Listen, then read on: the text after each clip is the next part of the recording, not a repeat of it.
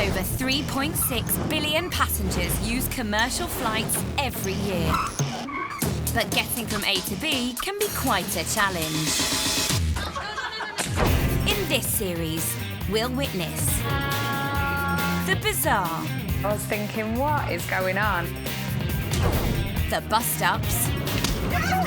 As soon as he got within arm's reach of him, all hell broke loose. And on-board terror. I just wanted to get out. All captured on camera by travellers around the world. From check-in to the cabin. We'll watch the drama unfold. We didn't know if we were gonna live or die. As passengers go crazy on a plane. Pretty crazy.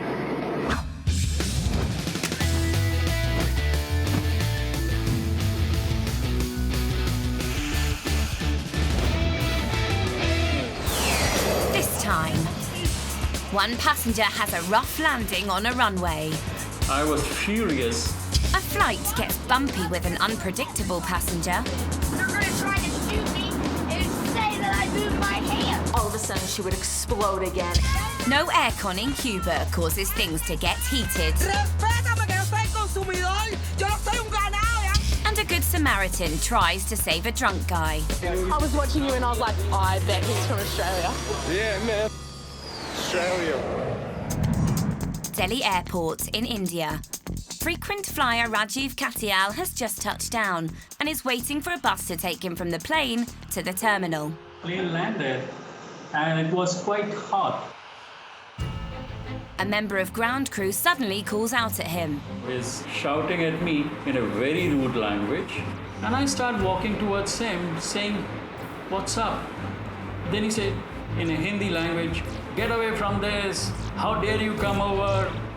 The ground crew want Rajiv to move, so he does.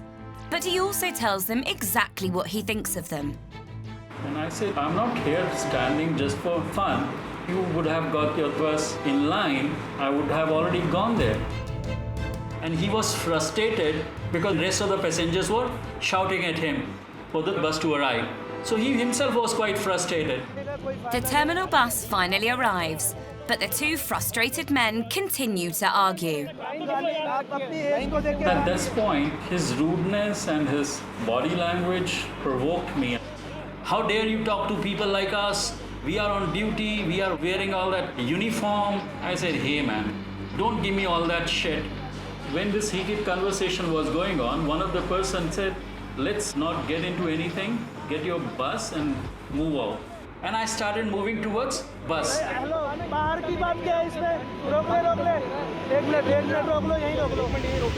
And one of the person, very strong guy, pulled me from back, pushed me out of the bus while I was trying to board the bus. And second person, who was the main culprit who started the whole conversation, started making comments on my family.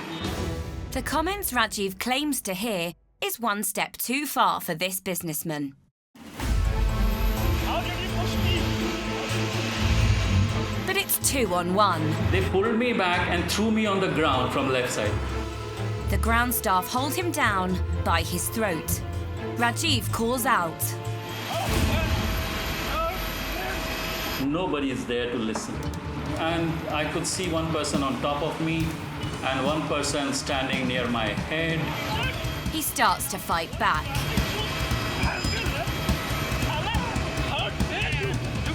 I understand the seriousness of fighting on Tarmac, but there was nobody from security. And I could see there was a whole bunch of Indigo senior, junior guys, and they were all making fun.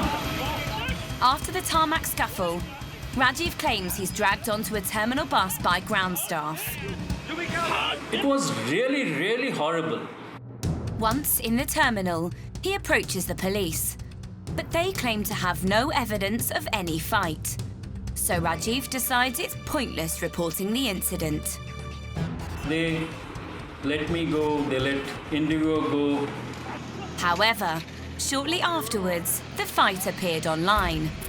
The clip showed the arguing and the scuffle between Rajiv and the two ground staff. I got a call from a reporter, and this lady told me that she has a video with her. The altercation was recorded by one of the ground crew, and somehow it became public. The newspaper and the television, and of course the competition of Indigo, they joined together. The bad publicity became so serious that the airline CEO wrote an open letter to the Minister of Civil Aviation, regretting the assault. I was angry, I was embarrassed. It was quite a traumatic experience. But the company did take action. They fired the employee who had recorded the incident. It used to be that what happened on a flight stayed on a flight. But mobile phones put pay to that. So we've asked travel vloggers, pilots, former cabin crew, and security experts to take a closer look at flights, fights, and airport antics caught on camera.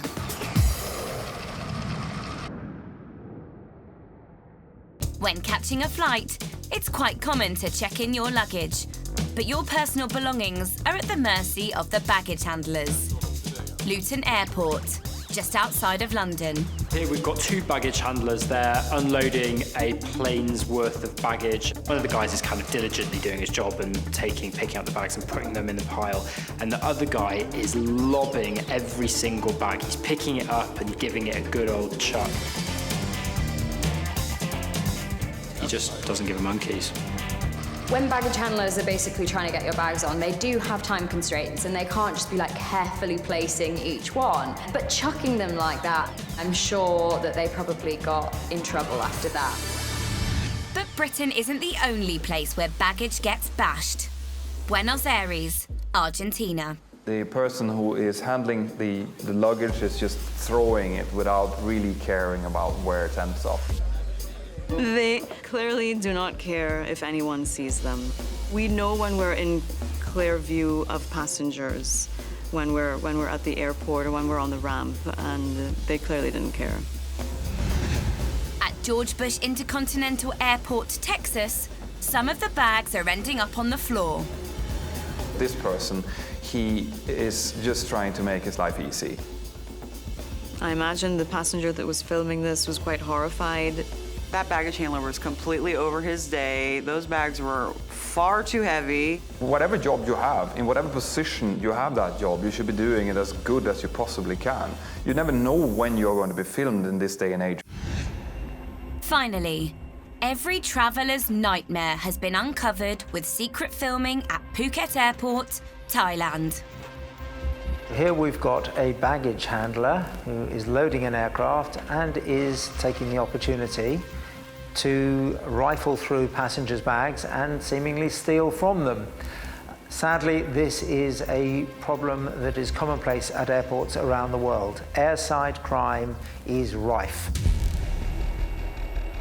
It's really shocking. He opens up one suitcase, nothing in there of anything valuable. So then he goes to another until eventually he's going to find something that's really important to somebody and worth money. It's amazing how brazen it is because he just doesn't seem to care. And there's several members of staff there, including the person who's filming. And he's just doing it in front of them like it's an ordinary thing. It's shocking because you have that fear. You always think, when I check my bag in, is somebody going to just open it up and go through it? Don't put anything of any significant value inside checked luggage. We have to accept the fact that crime such as this is commonplace at airports around the world. The 27-year-old baggage handler was later arrested and charged with the theft. Next, an unpredictable passenger. Yeah, do whatever to me. Do whatever. Yeah, I do have a problem. Intimidates an entire plane of people. I swear to God, I'm not going to hurt anybody. But... And overwhelms the cabin crew. She has a fucking taser! Husband and wife, Vince and Deanna, are on their way home from a month-long holiday in Italy. The trip to Italy was a trip of a lifetime. It was a dream vacation. We had no problems, nothing went wrong. After traveling for 20 hours on 2 separate planes, the couple are preparing for their third and final leg of the journey. It was 2.5 hours from Dallas to LAX. Our flight from Dallas, it was a packed flight. There was no seats. It was fully booked and sold out. High over the United States, an hour into their flight, Vince and Deanna are trying to get some shut-eye on American Airlines Flight 2489. The lights had been dimmed down and everybody was taking a nap. Vince and I are about to fall asleep, and all of a sudden I hear this woman yelling and screaming, and it jostles me awake. Yeah, do whatever to me. Do whatever. Yeah, I do have a problem. I do have a problem. It throws me off. I don't know what's happening. Is this woman being attacked? Are we about to be attacked? Is she seeing something that she feels threatened by, and she's trying to alert everybody else on the plane? I do have a problem. I am crazy. We all are a little bit. But I swear to my hand to God, if any of y'all cannot find me, a day after today, my name is these kill me. How you like me now? The woman seems to have issues with people sitting near her, although it quickly escalates. It was a crazy roller coaster of emotions of like, what is this chick gonna do? And on top of that, I'm trying to film it, which my wife is telling me, put down the camera, because, you know, it just doesn't want to cause any more problems. She did kind of ebb and flow, like she would start to settle down, and then all of a sudden something would happen to set her off again. I've overcome so much. Don't touch me. Do not touch me. Here's my hands. I'm not here to harm anybody. And anybody who says, I'm not going to hurt anybody, is probably going to hurt people because it's on their mind. So those are the moments when things become concerning. They're going to try to shoot me and say that I moved my hands. So I'm going to keep them up here for everybody in this bitch. Ha! Their cabin crew try to calm the woman down, but they're over 30,000 feet in the air with no backup. They need to make a decision on how much risk the woman poses. Even if you try to land, you've got to land at the nearest airport. That could be 20 minutes away. And just the landing time and getting you down. So there is no immediate response to something like this. Honey, I'm freaking 22 years old. Why would I do this? I swear to God, I am a normal person. I felt really badly for the people who were sitting in the same row as this woman. I was waiting for 10 minutes before you guys would even ask the girl if she wanted to move. But they asked this fat guy on the end if he wanted to move. Do you want to know what he whispered in my ear? Oh, I was that guy sitting right there in the last plane. The cabin crew starts to attend to her, and then she starts complaining about the two people on either side of her. And after about 5 or 10 minutes, the crew realized they needed to move those people to safety. The crew make contact with LAX to inform them about the disruptive passenger and have to remain constantly vigilant. Being that we were in an emergency exit, when she stood up and she was gonna come to the back, one of the attendants kind of motioned to the emergency door and asked us to just kind of watch it. Flat out, don't leave me on this plane by myself or you will never fucking see me again. We're in an exit row, and now they're worried that the chick's gonna go for the door. All Vince and Deanna can do is wait to see what the woman will do next. It's not just people that can cause disruption. Animals like to get in on the action too. Manchester Airport. A fox has made it through the perimeter fence and scurried onto the runway. If an aircraft hits the animal, it can cause severe damage and endanger the passengers. Any delay costs airlines, per plane, over £35 per minute. Authorities have to stop airport operations as a security vehicle chases it off the tarmac, allowing normal operations to resume. Over in Singapore, a single fox is the least of their worries. Officials at Shanghai Airport have to remain vigilant. They're located next to the sea, so need to keep an eye out for marine life that wander in. Rain is lashing the airport, making the perfect conditions for a group of otters to take a tour of the runway. Eventually, the romp of otters wander off on their magical mystery tour. Heathrow Airport, and a very British problem. A mouse is in Terminal 5's business lounge. Afterwards, a BA spokesman jokingly said, "The lounge admissions policy is very strict. We've asked our team to make sure uninvited guests don't get past the door in future." On every plane, there's always one person you can turn to. When they first appeared, they were recruited from the nursing profession, and the concept behind their role remains safety. The selection process remains intense and rigorous. They are still the angels of the skies, on hand to serve, help, and guide. But the cabin crew role, the passengers, and the problems have all changed, and the job is not what it was. So we've opened our confessional cabin and invited crew in to open up about the reality of flying. Oh, and some of their identities have been hidden to protect the innocent. The job can often be stressful, but cabin crew know how to let off steam. Our crew parties can be very wild. We like to let our hair down, and you're back at the hotel, and someone will say, "Right, everyone round to my room." Cabin crew parties were always pretty crazy. Crew parties were mental. I mean, you had all the alcohol off the plane, and you also used to have a crew room for every hotel. The room parties are are really notorious. I heard from a cabin crew member that had basically thrown a sofa out of the window from the 13th floor up and managed not to injure anybody, but obviously got sacked after that one. Vegas being the way that Vegas is, the crew will really let our hair down there. Krakow Park, those sort of places, if you get a layover there, because obviously quite cheap booze. So, of course, I mean, if you're all young, you're single. You put those sort of people in a room together and give them a few shots of tequila and you can kind of guess what's going to happen. Just with a bit of alcohol and you're overtired and you're lonely because you're the other side of the world. So more than once that camaraderie has led to naughtiness or hanky-panky, whatever you want to call it, between crew.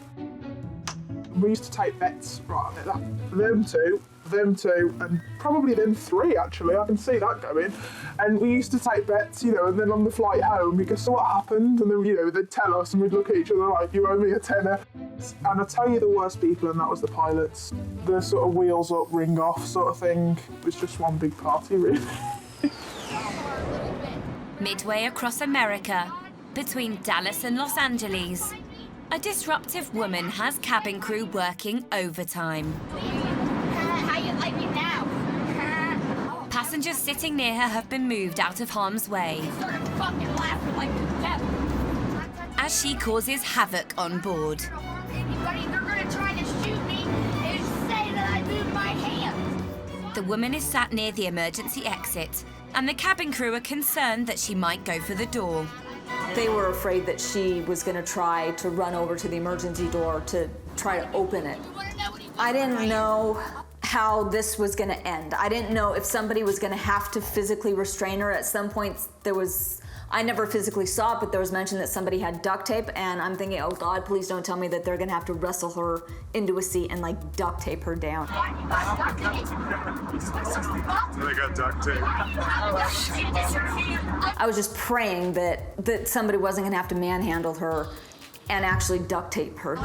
The situation is uncomfortable, but not an emergency, and the flight doesn't need to be diverted. The entire second half of our flight was filled with this woman. I swear to God, I'm not gonna hurt anybody, but...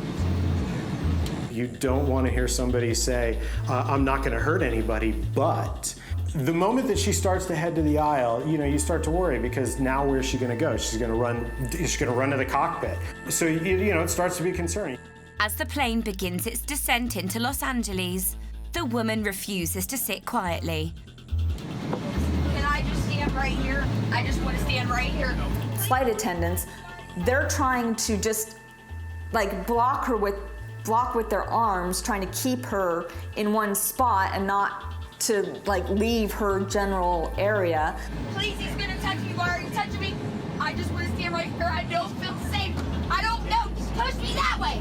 Push me that way. But when she was backing up, she was backing herself into him. Oh my God, man, push me that way, bro. Go ahead, back up. Back up. Just take your seat. Just take your seat. No, I don't want to take my seat. And at one point, she thought she saw somebody with a taser, and she starts screaming about a taser. The taser's out. She has a fucking taser. Yes, she does. She's trying to hide it right now. Which nobody had. It was just, I don't know what made her stand up and start to just freak out and want to be in the aisle, and she did not want to sit down or go back into her seat. But they didn't make her sit, they didn't restrain her. They allowed her to stand in the aisle as the plane was coming down. The flight touches down safely at LAX. 804.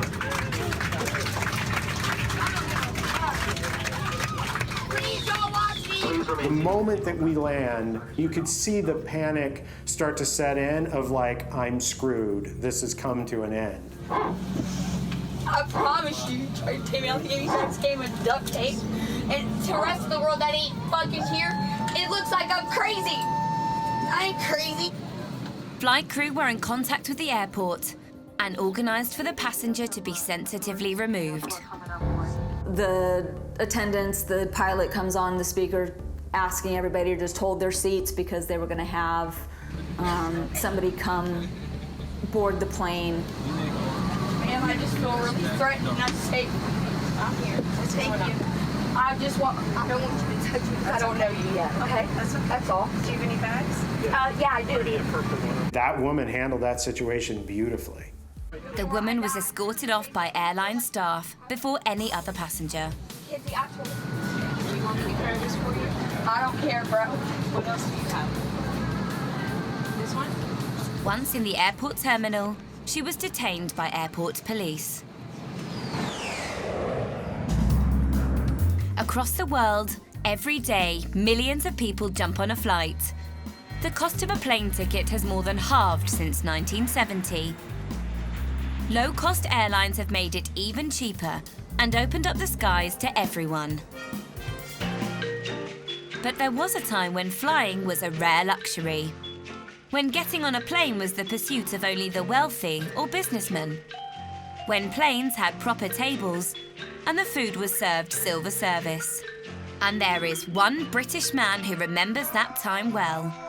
Fred Finn has flown the most supersonic passenger journeys ever, and over 13 million commercial flight miles. On one particular occasion, I've flown into New York, and a person comes up to me and said, well, Richard Branson would like to have lunch with you. I said, okay. I said, I'll be back in London in 2 or 3 days' time. However, being Richard Branson, he wanted to have lunch tomorrow. He said, well, we've got a 747 leaving now. I said, okay, well, I'll tell her that has to be obeyed. I won't be home after all. And I got on the 747 and landed back in the morning, and a car picked me up and took me to Camden, where I had lunch with Richard on his houseboat cooked by his chef, and I spent 3 hours with him shaping Virgin Atlantic Airways. And we put on first-class railway, first-class limousine, sleeperette seats, amenities, stand-up bar, and it's masseurs. And Virgin Atlantic became a huge success story. Except people perhaps got the wrong idea about a masseuse being on board. And like every organised OAP, Fred's got a tip on how to handle any problems at check-in. Whatever the problem is, be calm, stay collected. Me personally, I don't want to get a heart attack because it's a fault of an airline. Don't thump the desk. If you do upset that person, you'll get the minimum you're entitled to. But if you address the fact that we've got a problem, can we help each other? You'll get what you need, you'll get more. This is how I handle it, and it will work for you too. But not everyone is as cool and collected as Fred. This is the moment one passenger vents her anger at an airline, while those around her lose their cool.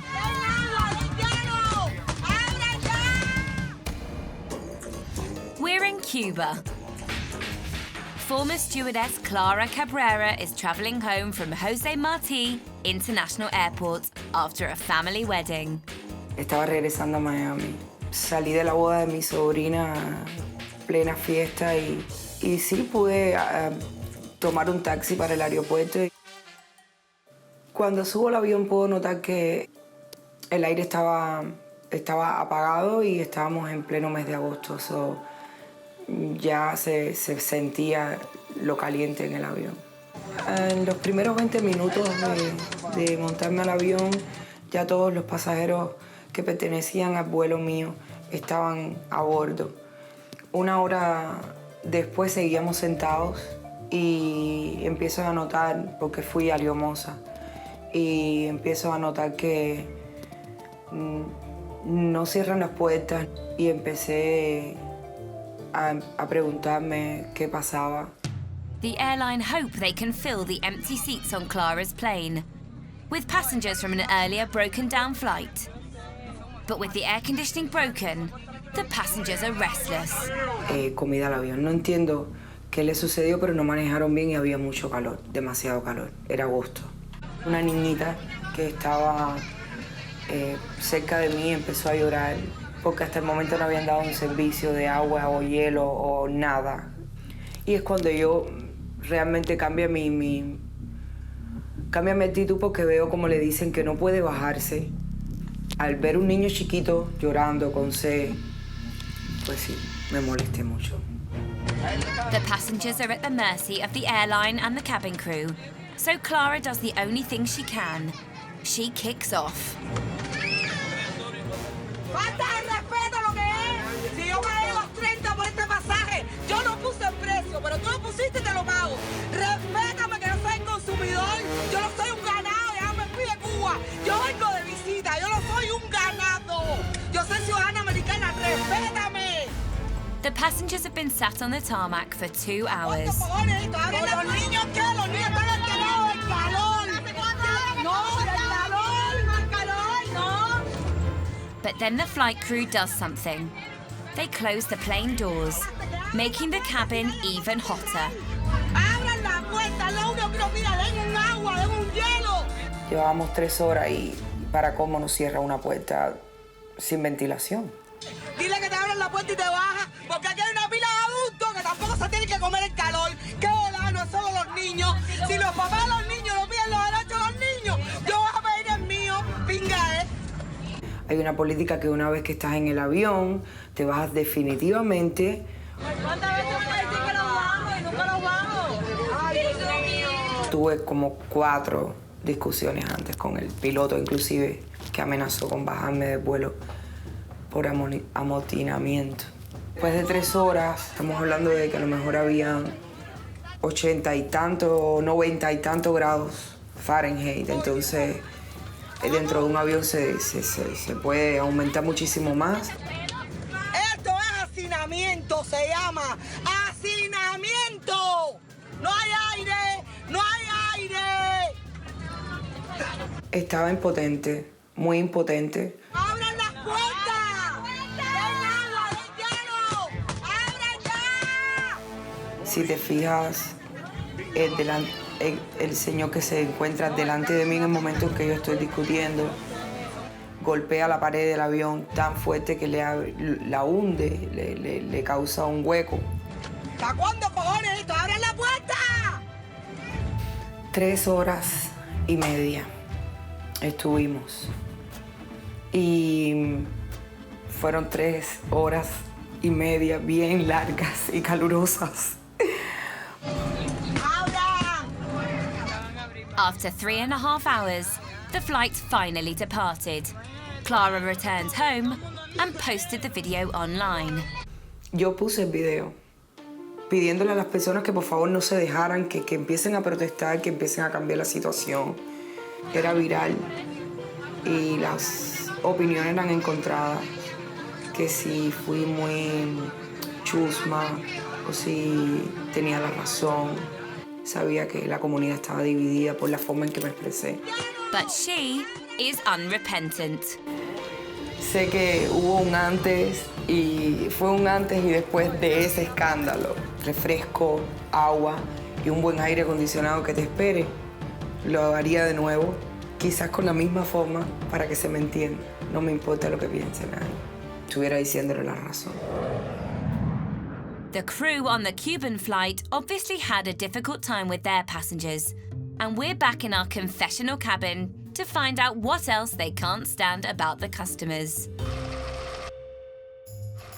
The worst people are the passive-aggressive ones who are nice, but simultaneously absolutely vile. The worst type of passenger would be the gin and tonic brigade. Early 50s with their Pringle jumper, tied around their shoulders and their chinos and their deck shoes, ordering gin and tonics. They would generally be the kind that would click their fingers at waiters or the air hostesses and cabin crew members. The ones who think that they're a Z-list celebrity who, you know, get on board and think that they're someone that they're not, and, you know, the whole don't you know who I am attitude, and that can be rather challenging. I remember really clearly this passenger coming on and he was sat in the front row of business class, and from the minute he got on it was like, get me a news, but he was so rude. He treated me and the cabin service director like we were nothing. And it went on and on throughout the whole flight. And when you land in business class, you have everyone's coats and you hand them out. And I just remember looking around and seeing my colleague writing on this piece of paper, "You are an effing arsehole." And I was like, you can't do that. He went, how's he going to prove it's me? He said, but at some point, either today, tomorrow, or in a week, he's going to look in there and realise that he is, in fact, an effing arsehole. Notice served. We've all been warned. This is the moment a good Samaritan saves a drunk passenger from himself. Grace Cheatley has just had her first holiday in Europe. I was just returning home from a 2-month holiday with my best friend, and we'd been in Switzerland for a couple of weeks. The journey home to Australia is long and involves a connecting flight in Dubai. It had been a 6-hour flight, so quite a long one. On the flight from Zurich to Dubai, another passenger catches her eye. This guy was trying to get up, the seatbelt sign was on, trying to go to the toilet. And everyone was sort of a bit concerned, you know, when someone makes a bit of a scene on a flight, especially when you're meant to be sitting down, it's sort of, everyone's sort of like, oh, doesn't know what to do. The man has been drinking on the flight. He is so drunk. All I could hear was him being like, I need to go to the toilet. You could see everything, you see his bum crack, like, it was just, there was no, like, he had no idea what was going on. He got up like 10 times before we got to land. Just each time the flight attendant was just like, sit down. And everyone around us noticed him. It was sort of hard to miss. He's not being aggressive or abusive, so cabin crew don't feel the need to take any drastic action. Like, they weren't aggressive, they were really, they dealt with it really well. Every time he got up, they would sort of just, they'd be straight up, no, sit back down. What was going through my mind was, what's going to happen to him when he gets off the plane? Soon the flight reaches its destination and the passengers disembark. But an intrigued Grace just can't help tail the drunk man. He fell down the stairs on the plane coming off, and at that moment I was like, well, I don't think he's going to be able to get to his gate or through security. Dubai is not very kind about that sort of stuff in public. Then she hears music to her ears. As soon as I got on the terminal bus, I heard him say, I'm from Australia, mate. And I was like, oh my gosh. Okay, gotta go help him now. Gonna go introduce myself. You're the best. It's amazing. I was watching you and I was like, oh, I bet he's from Australia. Yeah, man, like Australia rap.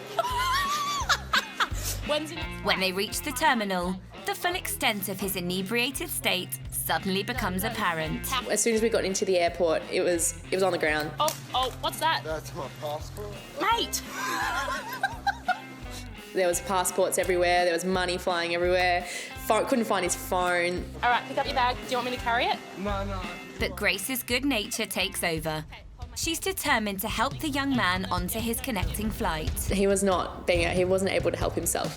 They just need to somehow get through security. Hold on to the bar. We're back with our travel specialists, casting their expert eyes over the weird and wonderful world of flying, caught on camera. Once you've checked in, passed through security and bought your duty-free, it's time to settle into your seat. But not everyone behaves with the same decorum once on board. French football fans flying to a match have decided to add their own soundtrack to the safety briefing. I've flown quite a few flights that has a lot of football fans, and generally it is very loud. You can hear it clearly in the cockpit, and it just continues throughout the entire flight. The cabin crew, as much as they're struggling, they're putting a brave face on it, and actually the flight attendant that we're looking at here is actually got a bit of the giggles.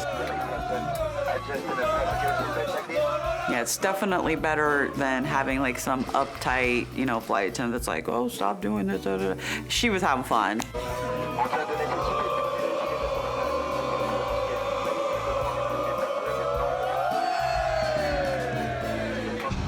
In the sky above the USA, things are getting territorial. I think that all of us have been in a situation similar to this guy. It starts off with the person in the toilet. I have a guy sitting next to me that thinks he owns the armrest. I'm gonna go back and I'm gonna try to get some video of me showing that if he wants to tussle with the muscle, he's gonna get it. So I'm gonna bump him off and hopefully I get it on camera. It's no one's armrest. It's both armrests, it's no one's armrest. That's the simple answer to it. You have to show some kind of respect for the other person. He then closes his eyes, pretending to be asleep, and gives the guy a good old whack to the arm. This guy just turns and looks at him in just horror, absolute horror. His face is just a picture. It's so funny. The reaction from the other passenger is priceless.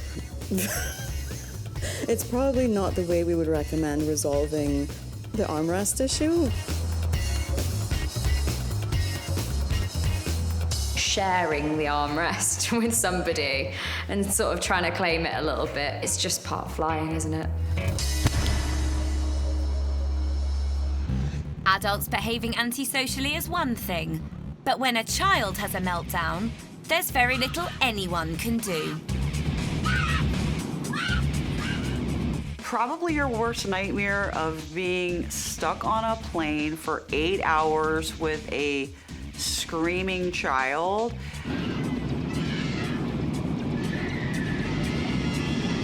Hour 3. Hour 4. The child continues to scream and continues to have a tantrum. I mean, there's only so much your headphones can do. You know you're going to be on an aircraft in an enclosed cabin for 8 hours with a small child. Airlines do sympathize with parents because they have to entertain their children in a confined space. This is not that child's fault.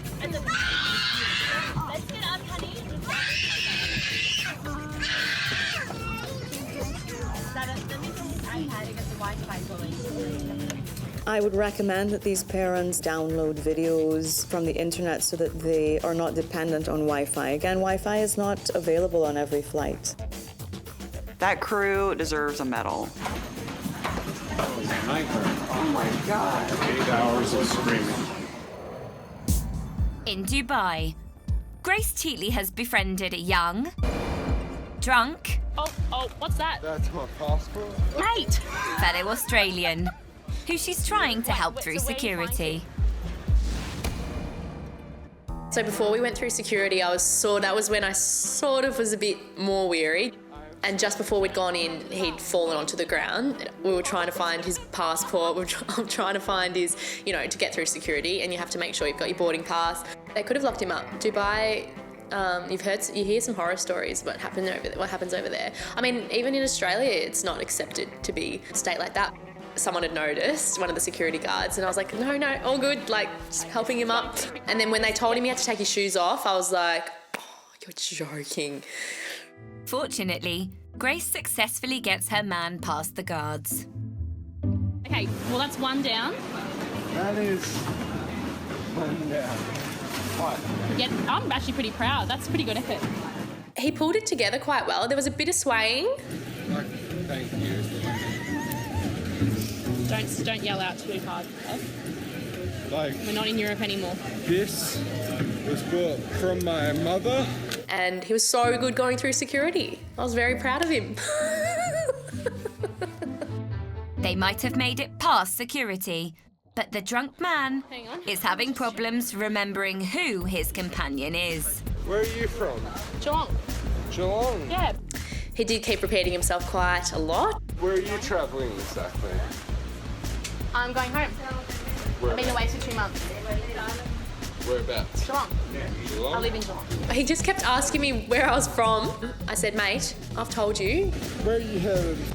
I've told you about 10 times, mate. Melbourne? Yeah. Yeah, cool.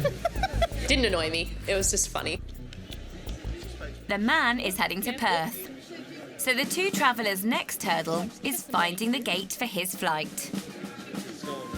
Okay, hang on. Australian gates are so... Wait, what gate were you? E67. We made a few wrong turns, a few wrong escalators, but I had hand in hand and asking people where to go. I definitely think there was the chance that he wouldn't be let on the flight. I mean, by that stage, he still couldn't really walk properly on his own. Eventually, they find his gate. Got him some water, got him some food, sat him down, got him to scull the water, ate his toastie. I had half. I was pretty hungry actually by then. Drink it all. Not only that, she also finds some help. Drink it all. And I found these other blokes that were going to Perth. Once we found the gate, they were loving it. She's just my guardian angel, you know. I was like, he's not going to make it to his gate. Grace's good work is done. And off I went. And by that stage, I was happy to hand him over. Once home, she tracked down the man to find out what happened. He made it, which I found out afterwards. I was so happy to find out. We have found each other over Facebook. He said, thanks so much. Looking back now, it is just the funniest, most random thing that's ever happened to me. It definitely makes flying fun. Flying can be so boring. And if you don't want to end up drunk on a flight, it's important to eat something. But maybe not this. This passenger is left seriously unimpressed with their piping hot food purchase. It's so hot that the food melts the glossy in-flight magazine laminate covering.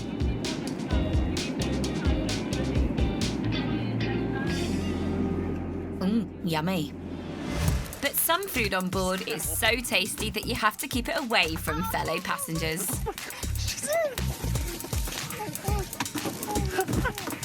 Not that her daughter's going to take no for an answer. Next, a sudden bout of turbulence during dinner causes this mess on board a Singapore Airlines flight. The turbulence injures 11 passengers and 1 crew member, as the sudden loss of altitude causes everything not tied down to go up.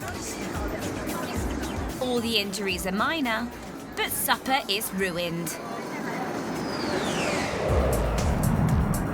We've seen passengers hit the floor, hit the cabin walls, and hit rock bottom.